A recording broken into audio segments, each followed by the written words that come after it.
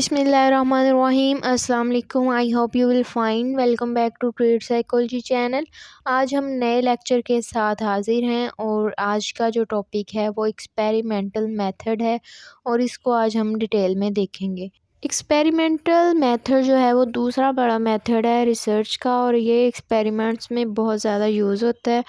और बेसिकली ये जो एक्सपेरिमेंटल मेथड है ये साइंसी तरीक़ाकार से जो है चीज़ों को देखता है और इसी अंदाज में जो तजर्बात किए जाते हैं या कह लें कि एक्सपेरिमेंट्स कंडक्ट किए जाते हैं।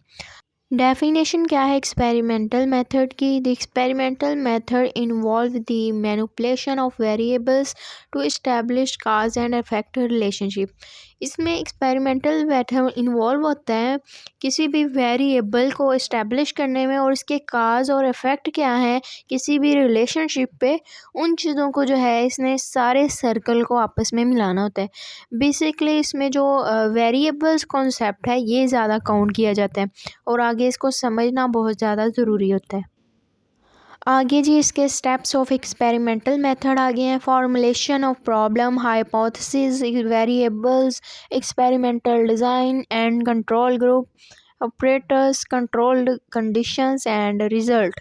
ये तमाम इसके स्टेप्स हैं एक्सपेरिमेंटल मेथड के और इसी को तमाम जो हर किसी का रोल है एक एक्सपेरिमेंटल मेथड या एक्सपेरिमेंटल जो रिसर्च है उसको कंडक्ट करवाने में। अब इन स्टेप्स को हम आगे जो है कि पढ़ेंगे। फॉर्मुलेशन ऑफ प्रॉब्लम, जिसके नाम से ही ज़ाहिर हो रहा है किसी भी चीज़ को फॉर्मुलेट करना, प्रॉब्लम को फॉर्मुलेट करना। The process of defining the scientific problem being addressed, for example an environmental risk assessment, यानी कि किसी भी पहले हमने कॉज को देखना है ना कि क्या आखिर इस पे रिसर्च बनती है या नहीं। हमने फॉर्मुलेट करना है किसी भी प्रॉब्लम को और देखना है कि रिसर्च का बेसिक मकसद क्या है, इसे क्यों कंडक्ट किया जा रहा है। इन चीज़ों को हमने पहले देखना है, फिर ही हमने जो है हाइपोथेसिस बनाना है और स्टेप बाय स्टेप्स हमने जो है फॉलो करते जाना है। तो सबसे पहले हमने प्रॉब्लम को देख लिया, अब नेक्स्ट स्टेप आ जाता है जी हाइपोथेसिस का। तो हाइपोथेसिस क्या है? Hypothesis state the prediction about the what your research will find।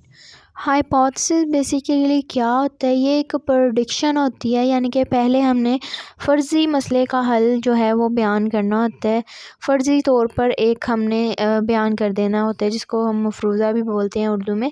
For example आप एग्ज़ाम्पल ले लें कि मेहनत से कामयाबी मिलती है, ये आपका एक हाइपोथेसिस बन गया।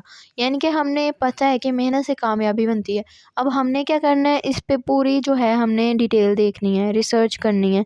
हमने एक जो है आउटलाइन हमें दे दी गई है, मफरूज़े को समझ लें कि एक आउटलाइन का काम करती है। उसके बाद काफ़ी सारे जो हैं हाइपोथेसिस होते हैं, लाइक बीमारी के हालात में जो हमारा लर्निंग प्रोसेस है वो सुस्त हो जाता है या कम हो जाता है। अब इसमें जो बाद में वेरिएबल्स आ जाते हैं उनको हमने देखना है कि कौन सी चीज़ किस पे अफेक्ट कर रही है। A variable in person simplify refer to person, place, thing or phenomena that are trying to measure to some in some way। जिसे वेरिएबल को उर्दू में कहा जाता है मुतगैरा, जिसका मतलब है तब्दील होने वाली चीज़ या चेंजिंग हो सकती है उसमें। जिस चीज़ में तब्दीली मुमकिन हो या वो चेंजेबल हो, इस चीज़ को कहते हैं variable. It's called a variable. मिसाल के तौर पर ले लें कि टेम्परेचर जो है वो चेंज होता है, it's called a variable. Variables को नेक्स्ट डिवाइड किया हुआ है और सबसे पहले हम इंडिपेंडेंट वेरिएबल को डिस्कस करते हैं और इन चीज़ों को आपने समझना है क्योंकि इस पे जो सारी एक्सपेरिमेंटल रिसर्च है वो बेस्ड करती है।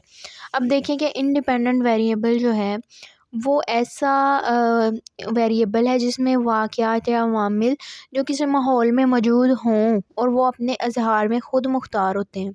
लाइक इंडिपेंडेंट के लफ्ज़ से ज़ाहिर हो रहा है कि ख़ुद मुख्तार या अपने डिपेंड, यानी कि वो किसी पे डिपेंड नहीं है, इंडिपेंडेंट है, आज़ाद है। तो अब इस पिक्चर में देखें तो फॉर एग्ज़ाम्पल ये आप देख लें कि लाइट जो है और कलर जो है वो इंडिपेंडेंट है, इन्हें किसी का सहारा नहीं लेना पड़ेगा, ये बिल्कुल इंडिपेंडेंट है। और मैंने जो पीछे एग्ज़ाम्पल दी थी कि बीमारी की हालत में जो लर्निंग प्रोसेस है वो सुस्त हो जाता है। अब बीमारी जो है वो क्या हुई? Independent variable. और आगे हम देखते हैं डिपेंडेंट वेरिएबल। अब जो इंडिपेंडेंट वेरिएबल है, इसकी वजह से जो पैदा होने वाली तब्दीली होती है, चेंजिंग होती है, उस चीज़ को कहते हैं डिपेंडेंट वेरिएबल। क्यों? अब इसी पिक्चर की एग्जांपल ले लें तो डिपेंडेंट वेरिएबल प्लांट और हाइट। अब ये डिपेंडेंट यानी कि डिपेंड है लाइट पे और जो है उस पे कलर्स पे डिपेंड करता है, या टेम्परेचर पे कह लें। नेक्स्ट है जी एक्सपेरिमेंटल डिज़ाइन। एक्सपेरिमेंटल डिज़ाइन क्या होता है?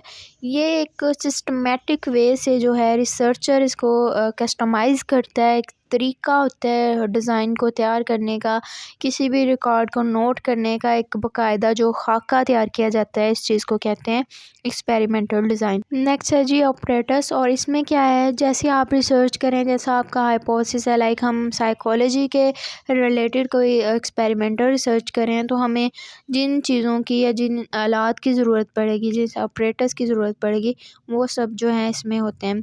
जैसा कि हमने कोई क्वेश्चनेयर हमें चाहिए होता है टीएटी की, जो हम अगर किसी के ऊपर टेस्ट अप्लाई करें तो हमें टीएटी की जो तस्वीरें हैं, पिक्चर्स हैं, वो चाहिए होंगी। उसके बाद उसमें अगर कोई पर्सनैलिटी असेसमेंट की पैमाइश के लिए वो भी हमें सामान चाहिए होगा। मुल्लर लायर कार्ड होता है, वो भी, ये सब चीज़ें इसमें आ जाती हैं। Control condition. The control condition is an experimental design like any treatment and of manipulation of the independent variable. इससे क्या मुराद है? वो हालात या वो अवामिल जो तजर्बे या एक्सपेरिमेंट के दौरान हमारे जो नताइज हैं या हमारे रिज़ल्ट पर असरअंदाज हो रहे होते हैं, इस चीज़ को कंट्रोल कंडीशन कहा जाता है। नेक्स्ट है जी result. The result is experimental result typically involve the detecting different among the group of the major by the dependent variable. इसमें लास्ट पे जी हमारे किसी भी एक्सपेरिमेंट का ये लास्ट पार्ट होता है, और इसमें जो है तमाम हमने स्टैटिकल जो हमारे मेथड्स होते हैं उसको इस्तेमाल करना होता है और मुआयजना करना होता है, अपनी रिपोर्ट लिखनी होती है और अपने हाइपोथेसिस को वाज़िया करना होता है। तो यहीं पे आज की वीडियो जो है ख़त्म होती है। अगर आपको वीडियो में कोई कन्फ्यूजन है तो आप कमेंट में पूछ सकते हैं, और अगर वीडियो अच्छी लगी है तो लाइक एंड सब्सक्राइब करना ना भूलिएगा। अल्लाह हाफिज़।